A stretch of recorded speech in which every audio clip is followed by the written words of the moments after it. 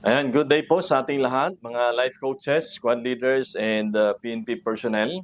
Sa araw na ito, tatalakayin po natin ang ating lesson ng PNP Swim Week 1, Love of God. Ito po ay galing sa manual po natin mismo na Interfaith Squad System Manual ng PNP Internal Cleansing Strategy. So what is lesson 1? Love of God, or our love for our God. Now, in Matthew chapter 22, in verse 36, ito po ang ating verse na tatalakayin. Ano? Master, which is the great or greatest commandment in the law?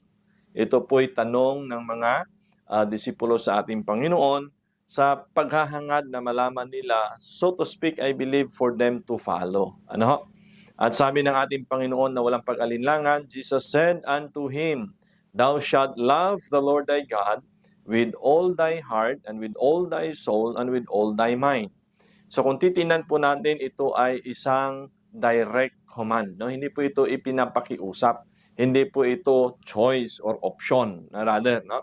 But this is something that we are commanded to do so. No?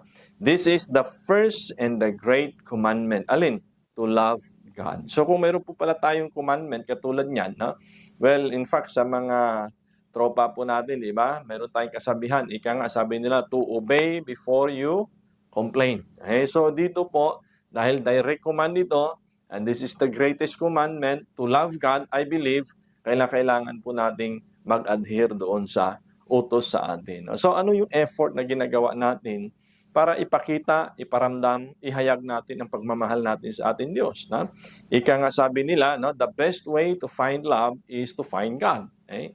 And so as we search, as we dig deeper na kung paano natin mahalin ng ating Panginoon, tingnan po natin ang ating paligid. Tingnan natin yung mga taong pinaglilingkuran natin. Sapagkat ito yung sabi ng Panginoon, kung anong ginagawa natin to the least of His people, ay ginagawa na rin natin para sa Kanya.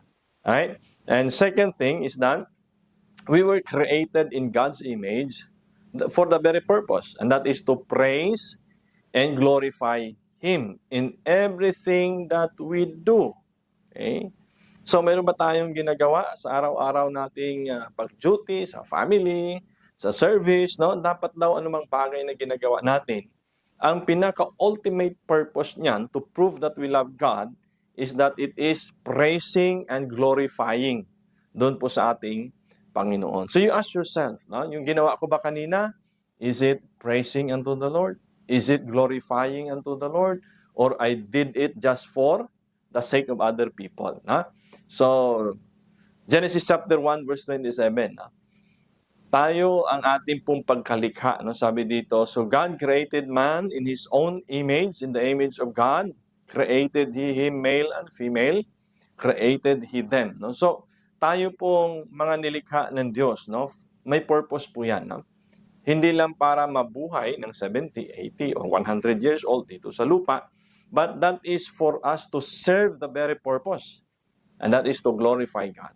So make sure na ang ginagawa mo, decision mo, ay glorifying sa Panginoon. Hindi lang sa tao. Kasi pag ang tao lang ang glorify mo, pag tao lang ang pinasaya mo, bukas makalawa, isang linggo, isang buwan, maaaring hindi na sa masaya sa ginagawa mo. So we have to think, no? You have to make your choices. Is it glorifying unto God? No? So to prove that you love God, do the right thing. Do that which is right before the Lord. No?